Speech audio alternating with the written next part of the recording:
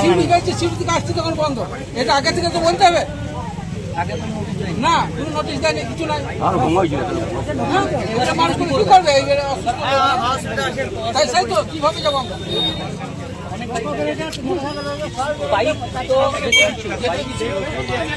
Ambulance পেরিয়ে গেল, আর 2 টাকা পেরিয়ে পরে কি বলছে ওরা? বলছে পেরিয়ে দেওয়া হবে না। কেন? সে তো কিছু বলছে না। কিসের কারণে পেরিয়ে দিতে পারে সেই তো কিছু বলছে।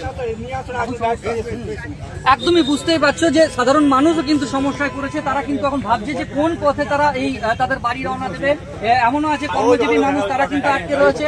আবার কেউ রয়েছে রোগীরা পরিবারও রয়েছে, তারা ডাক্তার দেখানোর জন্য সিউড়ি থেকে মোহাম্মদবাজার থেকে সিউড়ি আসছে, আবার মোহাম্মদবাজার থেকে ডাক্তার দেখিয়ে কিন্তু সিউড়ি যখন যাচ্ছে, আবার সিউড়ি থেকে মোহাম্মদবাজার যাচ্ছে। অনেকটাই এই মুহূর্তে পুলিশ স্পষ্টতাই জানিয়ে দিচ্ছে এই মুহূর্তে কিন্তু ব্রিজের অবস্থা